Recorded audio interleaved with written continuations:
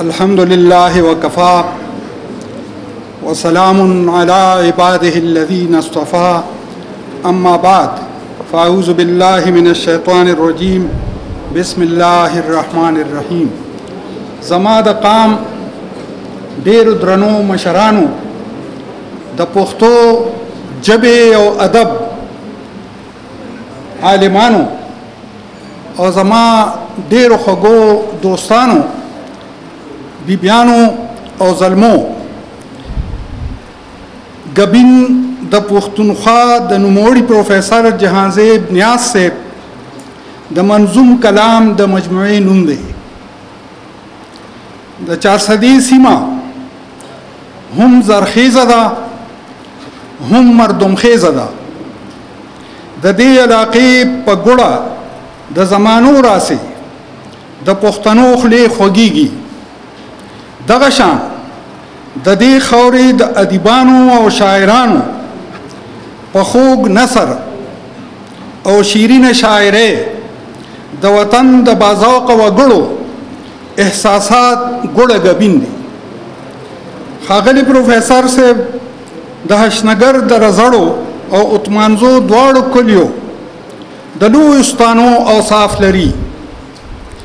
د وطن د ازادۍ دا غازی او د قوم د اتحاد او خوشحالۍ ارمانی دا پښتون مشر خپل نوم سره د خان لاحقه یا سابقه نه لیکي او دوی سره چې پښتو ژبې او ادب کومه پښتو کړې ده په لویو علمي ادارو او عالمي درسګاهونو ګرځولې دي نو دا وفادار نازولی پښتون لګیا دی پښتو او پښتنو ته د علم او ادب دستار پسروي. د سګنی کال د جنوري فروری په غاڼه کې یې په خوږه ژبه واقدار ته دوه خبرې کړې دي چې عوامو ته په فوقیت ورکړه او انتخابات صاف او شفاف وکړه نو دنیا به در پسې خبرې نه کوي. د پروفیسر صاحب ژبه که خوږه نه وي نو دا مشوره به د تاریخ حقیقت په شان په نیکانو لګېده. نیاز صاحب عام و خاص ته د عدم تشدد په لار حق په ګوته کوي. پروفیسر صاحب د نثر ډېر خواږه شیندلي دي. خدا ساقي لا مطمئن نه دی نو دا دی د پښتو د شعر په جام کې تام له ګبین راوړی دی. نن د تور مچو په ګبین د سرو مچو د چپاونو خبرونه الوزي. په فضا کې تراخه زهر خواري دي. هیله لرو چې په دغه ادبي ګبین کې به د شاتو په شان شفاوي. دا کتاب په 252 مخونو خور دی. نهایت د کتاب ترتیب او سن سنگار نهایت خاصه دي. دا ښکاری چې سید صابر شاه صابر او ډاکټر کاظم نیاز د دې کتاب په تزیین او آرایش خپل وس کړی دی. د کتاب تړون د شهید ارباب فدا محمد روح سره د شاعر د مینې مظهر دی. په کتاب د پښتو مشهور شاعر سریزه لیکلې ده. اکرام الله ګران لکه د خپل غزل د اخلاص په جبه د ګبین خواږه بیان کړی دي. پروفیسر صاحب لکه د ټولو پښتنو په شان په الله تعالی او رسول الله صلی الله علیه و آله وسلم مین دی. د کتاب ابتدا د الله په لوی نوم کوي او په محمد خیر البشر صلی الله علیه وسلم درودونه وایي او د خدای دا سوال کوي چې زما زړه ذهن دې تل رڼا رڼا وي منوره چې پر ګرځا پښتونخوا وي. د پښتنو د شاعر د خپل ربنا په حق اگاهی او پسنا گویا نه جب غواړي د خپل قام ننګیالي مشران یادوي او د پښتنو د اتحاد تمنا کوي. د پښتونخوا د ودانې دعا کوي وایي زه در نه خپل د نړېدلې کور ودان غواړم.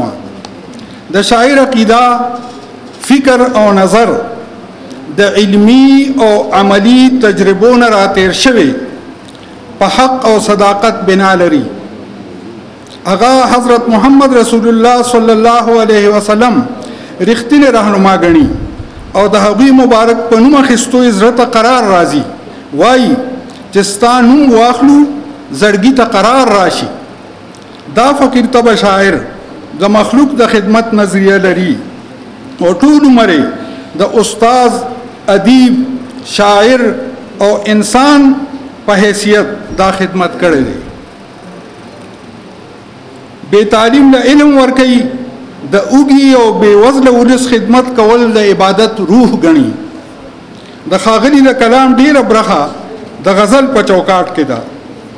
ژبه اسانه او لهجه کلیواله ده. لکه وایي ستا د مینې طلبګار یم خریدار یم، ستا د مینې طلبګار یم خریدار یم، ستا د مخ د رنګ او نور په رڼا زار یم، د ښایست د بڼ ملوکې هله هله سامي اوزی کرا درومي پر افطار یم. د جبه لهجه دا اسانی د یو عالم فاضل او جهان دیده سړي په کمال دلالت کوي. د علم خواندان خو د لغتونو په تدلیچونو کې گیر وي.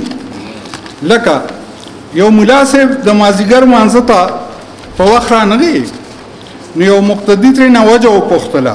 امام صاحب جواب ورکړ ملکه مطر نازل شو، جدار میں منهدم شو، نو تعطل شو. مقتدی د امام په خبره خوره پوشو ویل کافر مولا دی په خبرو کې مسئله کوي. د نیاز په شاعری کې دا لفظي کګلیچونه نشته.